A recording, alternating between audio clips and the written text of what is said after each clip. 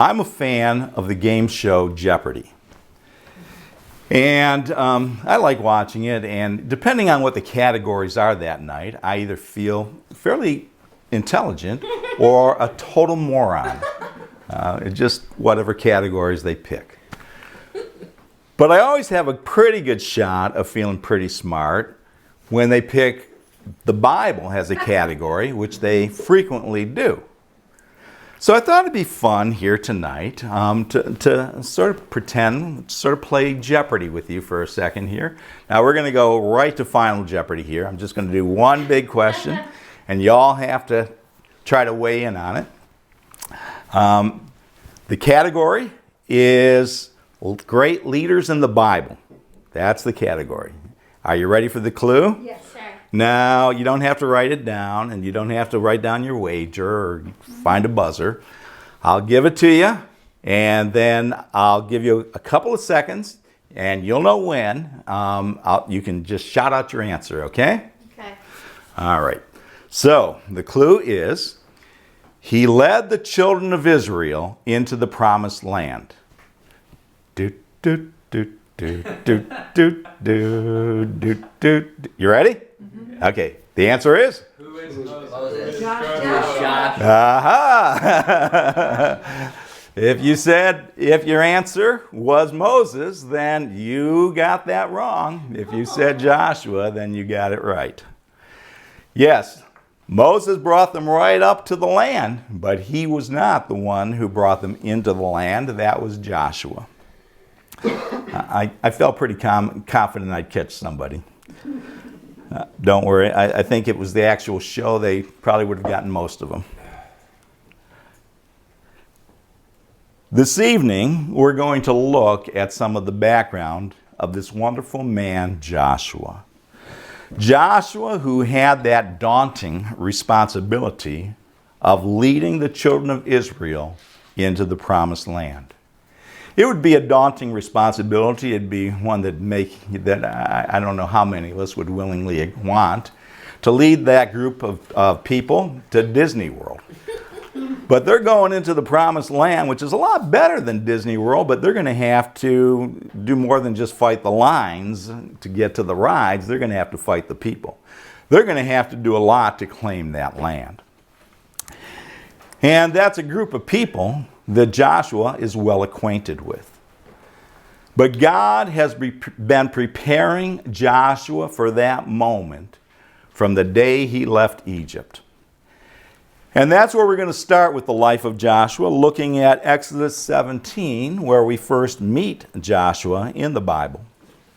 Now, we're not going to have time to read any of these records all the way through, or even cover them, do more than just kind of stop off and check off the stops along the way in Joshua's life. But in Exodus 17, in verse 13, it says, "And Joshua discomforted Amalek and his people with the edge of the sword." So what's going on here is they have they being the children of Israel, this nation of people now, have just recently left Egypt. They are only weeks, at the most a couple of months into their journey. And as they travel, as they get into the area of Rephidim, the people of Amalek, also called the Amalekites, you might remember them from later on in the history of Israel, they come out and fight against them. And Moses sends Joshua to lead the group of people, the group of Israel warriors, to fight against them. And he goes out there. It's a really great record. If you're not familiar with it, you'll have to read it sometime, because there's Joshua and he's fighting with them. And meanwhile, Moses is standing on a hill with his arms raised up to God.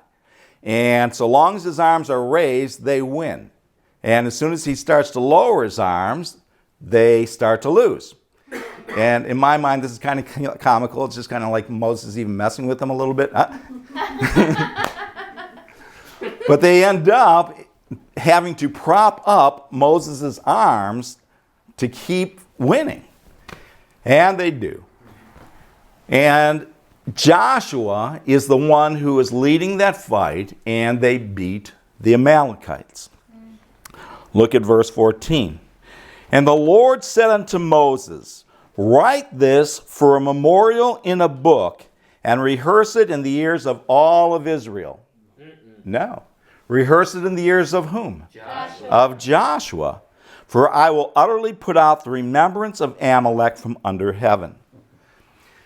When they fight, and Joshua leading that battle wins, God tells Moses to write this down and to read it to Joshua as a memorial for him to remember. Here he is, a very young man. He comes out of Egypt and he is a very young man, and somehow he's been chosen to lead the army. And he, again, has no experience with this, but God points it out and wants him to remember because he knows that Joshua is going to have to do a lot more of this kind of thing down the line. And it's building Joshua's confidence. It's proving himself to Joshua and getting Joshua to be aware that God is with him. Well, in Numbers 13, and here again, we're not going to read the whole record by any means, but in Numbers 13, here's the record I think most of us are most familiar with Joshua from before going into the Promised Land. And on this occasion, they have come now in their journey. Israel has gone in a pretty straight route from Egypt right to the Promised Land, and it took them only a short time to get there. And in a very short time, they've got there. And there they are on the outskirts of the land, and God tells Moses to pick a representative from every tribe and to send them into the Promised Land to spy it out. Check it out. See if it's everything that God promised it would be. See if it's all that it's cracked up to be. Go check out that Promised Land, see what we're going to get into. Scout it out. And so, verse 1, and the Lord spake unto Moses, saying, send thou men that they may search the land of Canaan, which I give unto the children of Israel. Of every tribe of their fathers shall ye send a man, every one a ruler among them. Every one is a ruler among those tribes. And Moses, by the commandment of the Lord, sent them from the wilderness of Paran, for those men were heads of the children of Israel. So these are all leaders. These are all men of responsibility in their tribe. And these were their names. And we're not going to read all their names, mainly to save time.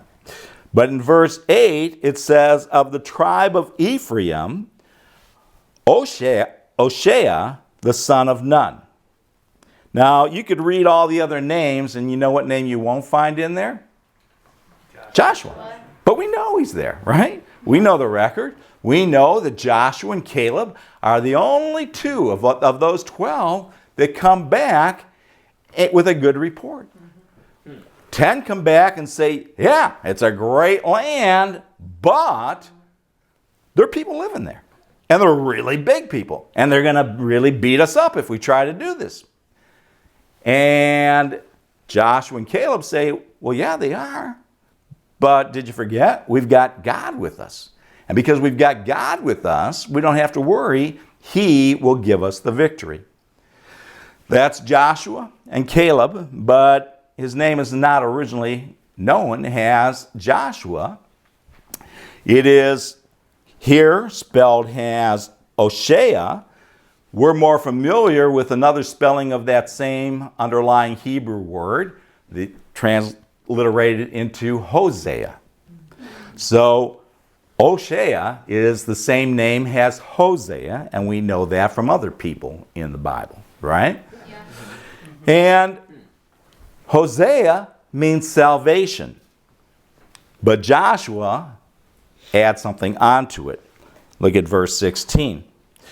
These are the names of the men which Moses sent to spy out the land. And Moses called Hoshea, the son of Nun, Jehoshua. And that's later shortened to Joshua.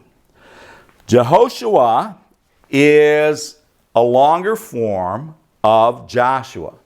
And over time, and not just over time in terms of translations, but over in the course of history, by the time you get later on in the history of Israel, that name has been shortened to Joshua. And it's more commonly translated that way. Adding that prefix onto it means the Lord who saves us. And that's what Joshua, the name of Joshua, means. So his parents named him one thing, but Moses changed that name to Jehoshua, and that meaning Jehovah is salvation, literally. And then when that name gets to the Greek, it becomes transliterated into Jesus. And that's where you get Jesus from. Now, I won't get into this in detail because that's a whole nother thing. But a lot of people make a real big deal of we shouldn't call him Jesus. We should call him Jehoshua or something else and so forth. The fact is, by the time Jesus was born, the Greek Septuagint was already long in place. In fact, it was probably read by more people than the Hebrew scriptures, and I won't get into all of that. I read a whole book on this. But the point being is people are making a big deal out of nothing when it comes to this stuff. His name has had many different versions in through the different languages, and when it was written about by Paul or other New Testament writers, then already you're to the form that we get Jesus from. You're to Jesus. All right. Point being here when it comes to the name with Joshua. Now, and by the way, in the New Testament, that name is also translated Joshua in two different places, referring in Scripture to the Joshua we're reading about now. In Acts 7 and in Hebrews, I think it's 11 or something like that, where it talks about Joshua. And in both places, that name is the same name in the Greek as Jesus. Okay. At any rate, the point being is that name itself has great significance. It is a name that means Jehovah is salvation, and Joshua had that responsibility of bringing the Lord's salvation to his people as he brought them into the land. Let's go then to Numbers chapter 27.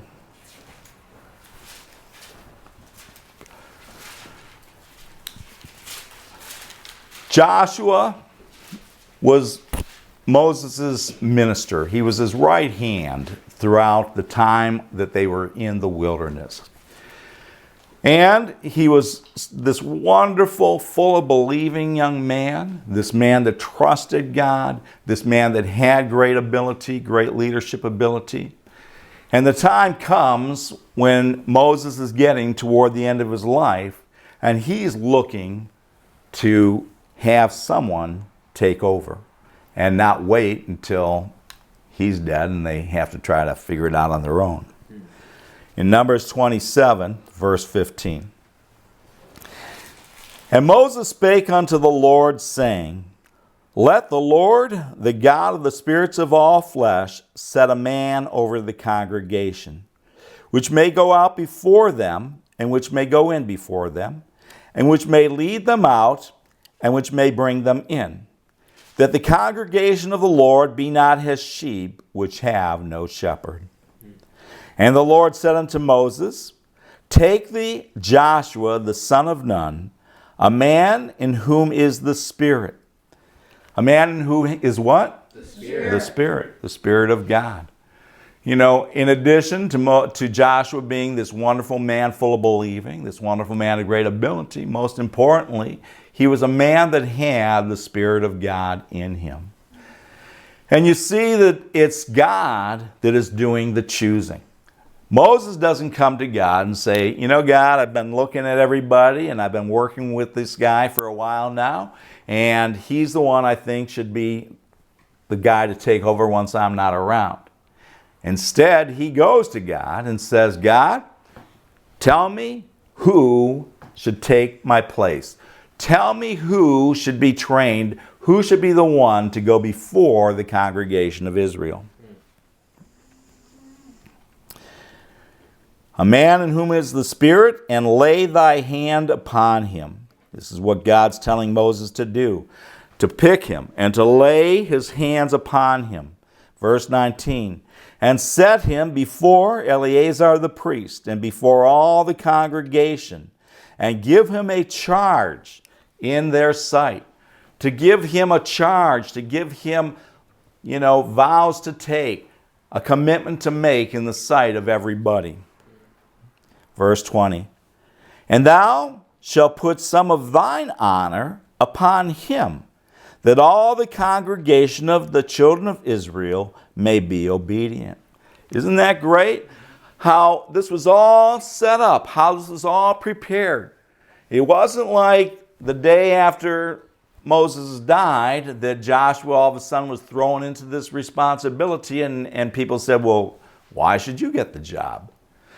Long before that time, Joshua is ordained by Moses and the priest in the sight of all the people.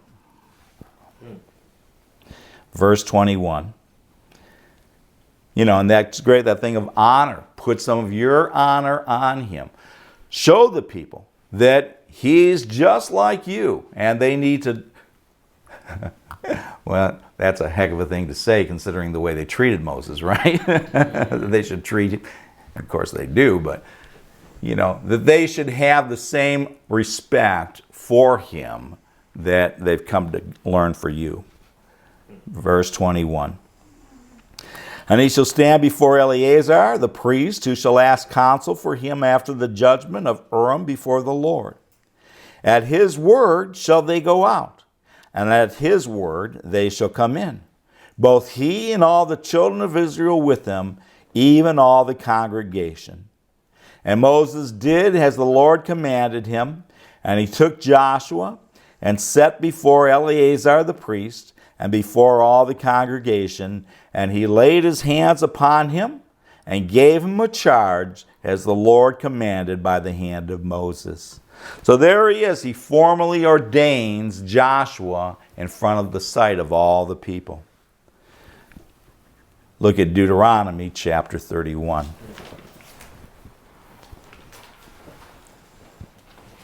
So he's chosen to do this.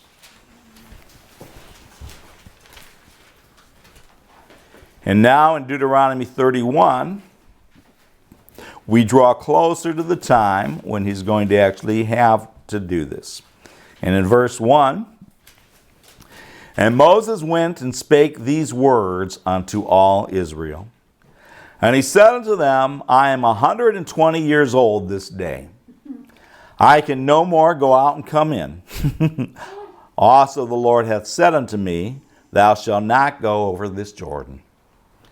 The Lord thy God, he will go over before thee, and he will destroy these nations from before thee. Who's going to go over before them? God. And who's going to take care of the nations? God. And thou shalt possess them. And Joshua, he shall go over before thee, as the Lord hath said. Look at verse 6. Be strong and of a good courage. Fear not, nor be afraid of them. For the Lord thy God, he it is that doth go with thee. He will not fail thee nor forsake thee. What great promises God has made, and that Moses is telling Joshua and the people, as Moses is telling them that, I'm getting old here and I can't keep doing this. Verse 7. And Moses called unto Joshua and said unto him in the sight of all the people. Did I read that? Nope. He repeats it. Be strong and of a good courage, for thou must go with this people unto the land which the Lord hath sworn unto their fathers to give them, and thou shalt cause them to inherit it. Verse 8. And the Lord, he it is that doth go before thee. He will be with thee. He shall not fail thee, neither forsake thee. Fear not, neither be dismayed. Look how he's telling him over and over again, before he's even got to do it yet. Telling him over and over again that God is going to be with you. Don't be afraid. Don't be dismayed. Don't get freaked out. Because they're going to be facing some incredibly strong nations of people.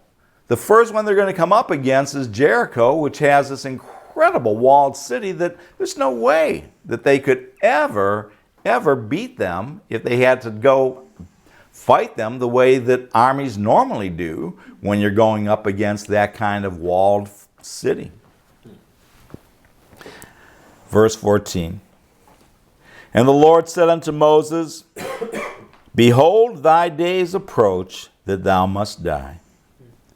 Call Joshua and present yourselves in the tabernacle of the congregation, that I may give him a charge. God's telling him, your days are numbered here, Moses. Bring Joshua in, because I want to give him another charge. And Moses and Joshua went and presented themselves in the tabernacle of the congregation. And the Lord appeared in the tabernacle in a pillar of a cloud.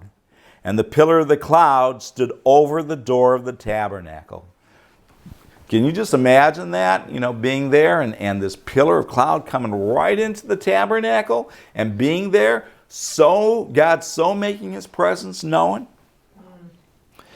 And the Lord appeared, verse 15, in the tabernacle in a pillar of cloud. And the pillar of the cloud stood over the door of the tabernacle. And the Lord said, verse 16, unto Moses, Behold, thou shalt sleep with thy fathers. And this people will rise up and go a-whoring after the gods of the strangers of the land, whither they go to be among them, and will forsake me, and break my covenant which I have made with them. So, here's your job, Joshua. And let me tell you, even when you go in and conquer these lands, these people are not going to stand faithful. They are going to go in and they are going to start following after these other gods. They're going to go whoring after these other gods, and I'm going to get angry with them. He's telling Joshua all this before he even takes the job. Boy, I think if I was Joshua, I'd say, well, if that's all the case, then I don't think I want the job. Why go through all that? And wouldn't that be most people's feelings? Why bother? Why go through all of that? Why put up with these people? Why listen to their murmurings and their grievances and giving you a hard time? Why have to try to lead these guys to fight against all these people if that's where it's all going to end up?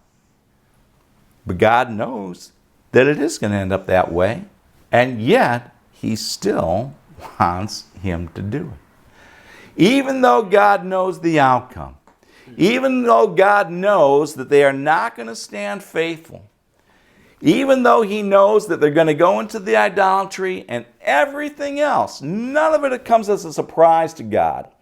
None of it is anything that's a surprise to those that listen to what God said this day and many others. But still, God tells them to go. Still, God tells them, as hard-necked, as stiff-necked, hard-hearted as these people are, I still want you to do it. I'm still giving them every chance. And even if it means that they're going to go through this, it's worth it. Why was it worth it no matter what? Because eventually comes the one named Jesus, who is the Savior of all men. Verse 17. Then my anger shall be kindled against them, in that day, and I will forsake them, and I will hide my face from them, and they shall be devoured, and many evils and troubles shall befall them, so that they will say in that day, are not these evils come upon us because our God is not among us?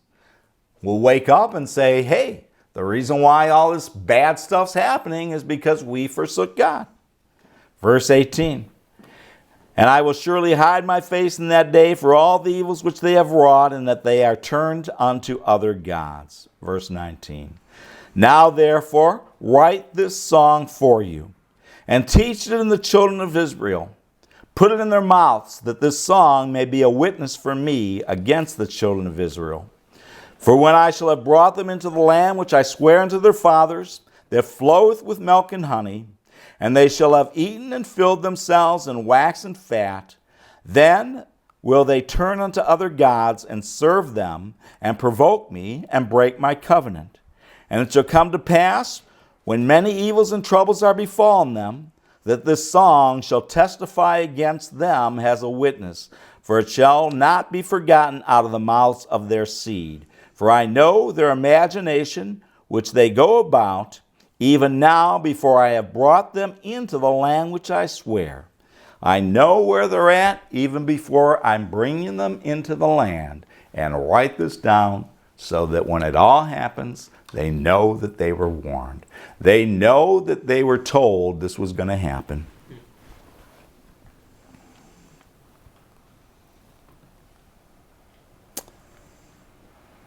Verse 22. Moses therefore wrote this song the same day, and taught it the children of Israel. And he gave Joshua the son of Nun a charge, and said, Be strong and of a good courage, for thou shalt bring the children of Israel into the land which I swear unto them, and I will be with thee. And it came to pass, when Moses had made an end of writing the words of this law in a book, until they were finished, that Moses commanded the Levites, which bear the ark of the covenant of the Lord, saying, Take this book of the law, and put it in the side of the ark of the covenant of the Lord your God, that it may be there for a witness against thee. For I know thy rebellion and thy stiff neck. Behold, while I am yet alive with you this day, ye have been rebellious against the Lord, and how much more after my death. Gather unto me all the elders of the tribes and your officers, that I may speak these words in their ears, and call heaven and earth against them.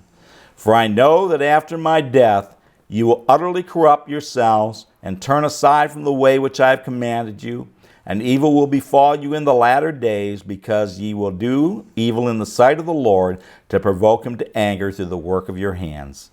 And Moses spake in the ears of the congregation of Israel the words of this song, until they were ended. Look at Deuteronomy chapter 34. Verse 5. So Moses, the servant of the Lord, died there in the land of Moab, according to the word of the Lord. And he buried him in a valley in the land of Moab, over against Beth Peor, but no man knoweth of his sepulchre unto this day. Nobody could find where he was buried. And Moses was 120 years old when he died. His eye was not dim, nor his natural force abated. He lived 120 years, but he didn't need glasses. And his strength was never weakened. He was as strong, as powerful physically as anybody could be. Verse 7. No, we did that. Verse 8. And the children of Israel wept for Moses in the plain of Moab 30 days. So the days of weeping and mourning for Moses were ended. And Joshua, the son of Nun, was full of the spirit of wisdom, for Moses had laid his hands upon him. And the children of Israel hearkened unto him, as the Lord commanded Moses. And there arose not a prophet in Israel like unto Moses, whom the Lord knew face to face. What a great expression. There arose not another prophet like Moses that the Lord knew face to face. Face to face. In all the signs and wonders, verse 11, which the Lord sent him to do in the land of Egypt to Pharaoh, and to all his servants, and to all his land. And in that mighty land, and in all the great terror which Moses showed in the sight of all Israel. From there, you get to Joshua chapter 1. And in Joshua chapter 1, God calls unto Joshua, and he says to him, Moses, my servant, is dead. Now therefore arise and go into the land. And he tells him again and again and again to not be afraid, to not be dismayed, that he will be with them as he was with Moses. But to be strong and courageous, to do all the words of the law. For if he does that, if he does all of the words of the law, if he's faithful to the word of God, then the promise is that he shall prosper whithersoever he goes. That every place he walks, every place the sole of his foot shall tread upon, has already been given to him. That was the promise to Joshua, and that was the responsibility. A great, awesome one that most people wouldn't want. But Joshua was faithful, and he did it, and he carried it out, and God was with him. God will always be with us, just like he was with Joshua, and just like he was with the children of Israel. And whatever God calls you to do in your life, know that he will be faithful to be with you like he was with Moses and Joshua. And that sometimes the things we face in life can seem to be bigger than we're ready to handle. They can seem to be bigger than what we really want to take on. But we don't have to worry. We don't have to be concerned, because God will always be there, causing us to always triumph like he did Joshua and the children of Israel.